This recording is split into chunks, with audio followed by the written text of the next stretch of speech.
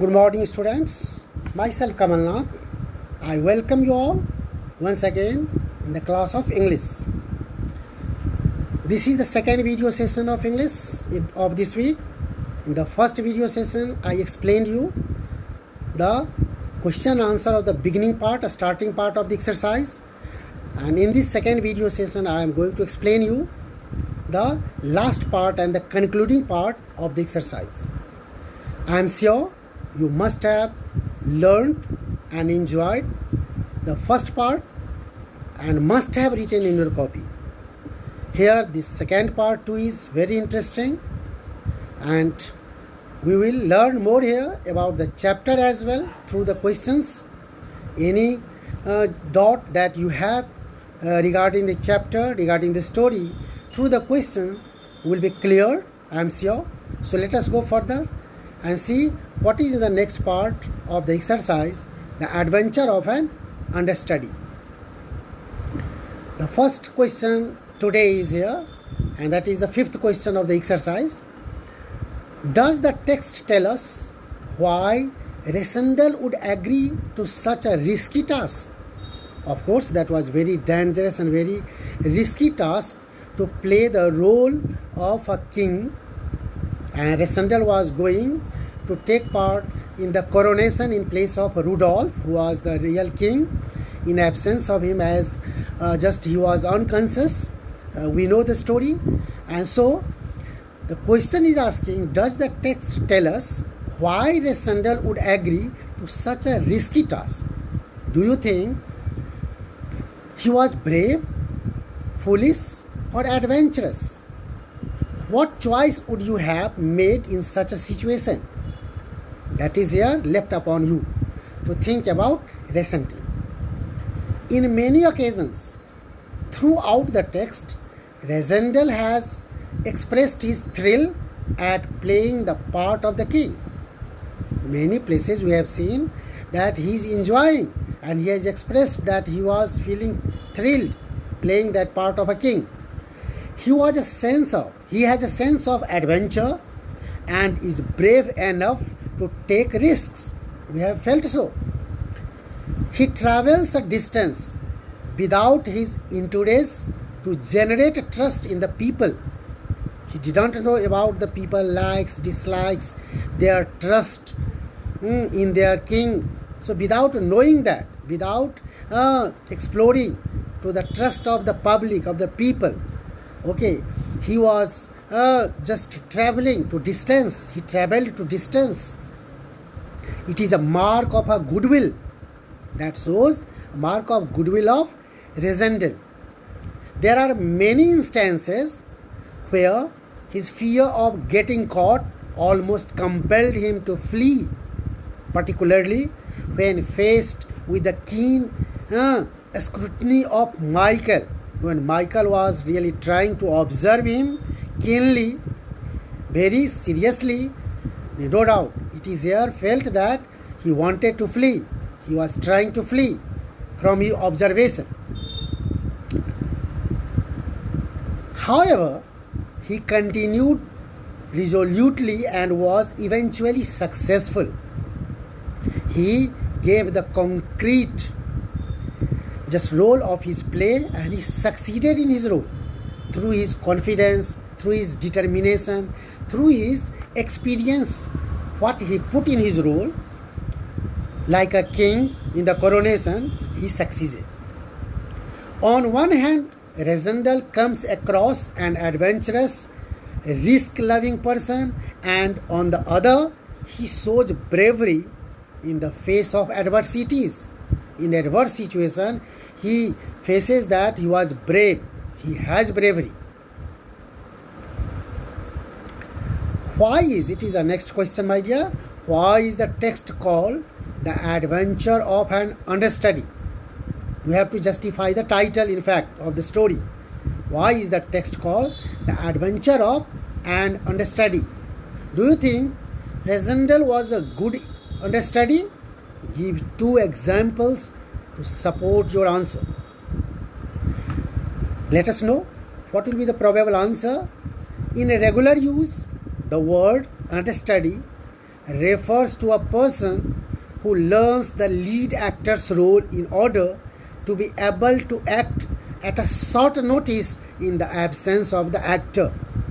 I have defined well during the class what is understudy called, what is the role of understudy, what is that character. So it's very clear. In regular use, if you didn't understand in the chapter, you must understand the word clearly. Understudy, in regular use, the word understudy refers to a person who learns or practices the lead actor's role in order to be able to act at a short notice in the absence of the actor. Then the text is called The Adventures of an Understudy because it brings out the story of Rassendyll, a simple man who, just like an understudy, played the part of a real king in the latter's absence, in the absence of Rudolph. He looked exactly like King Rudolph, and hence that is the reason, that's why he played his part, as he was looking alike exactly like Rudolph. So he played this role, played this part, attending his coronation ceremony in order to save the throne from an usurper who could misuse the throne.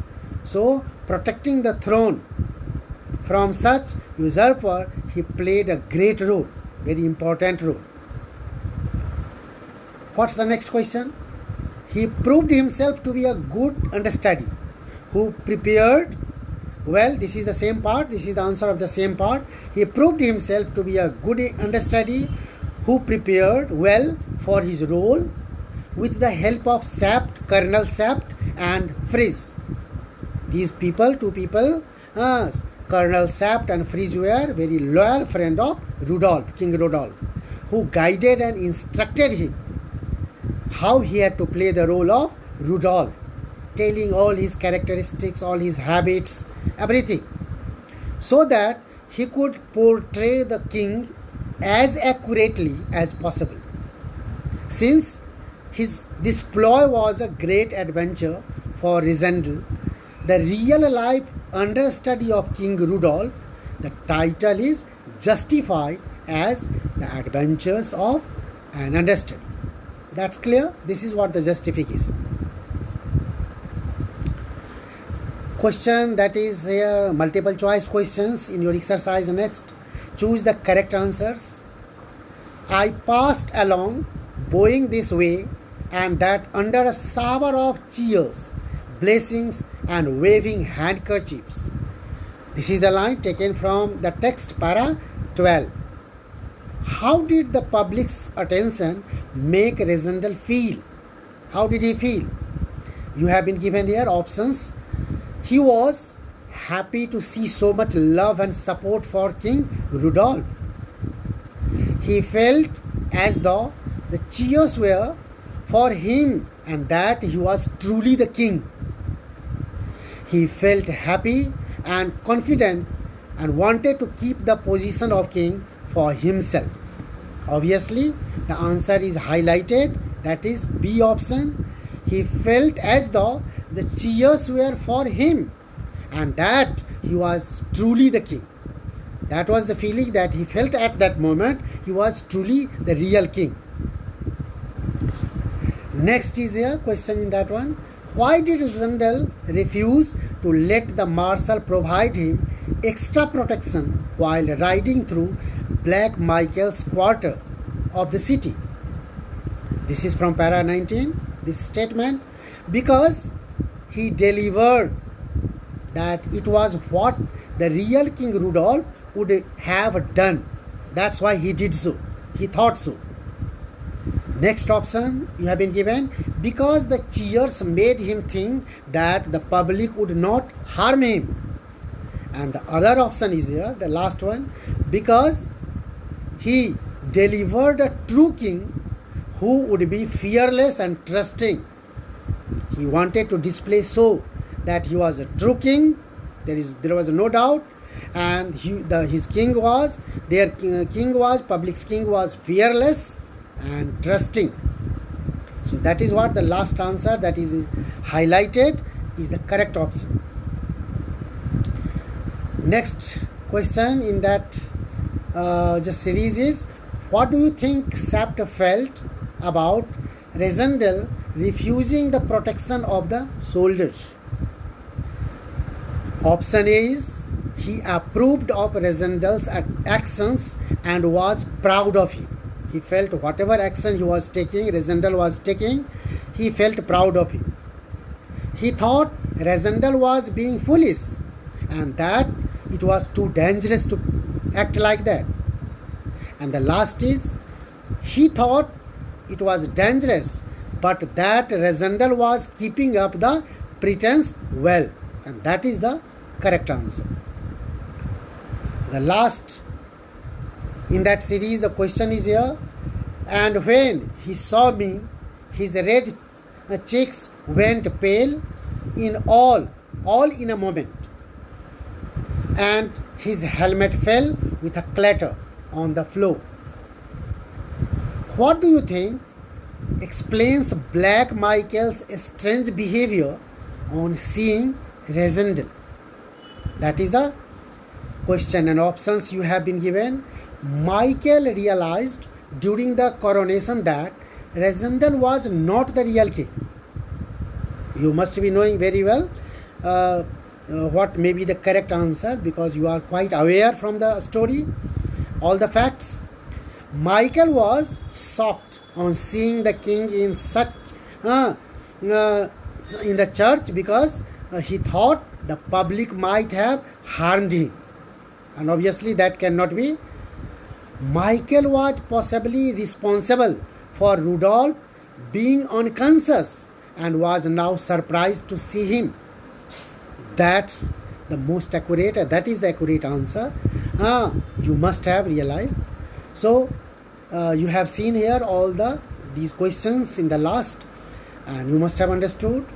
So the questions that is left in the next part, that is related to grammar and words in use, grammar based questions. So I will explain you in the last part of the video of this session. I am sure that you must have understood these questions I have discussed, and is just expected that all my students will note down these answers in their copy and they will learn them. Thank you, students. Thank you very much being with me. Thank you.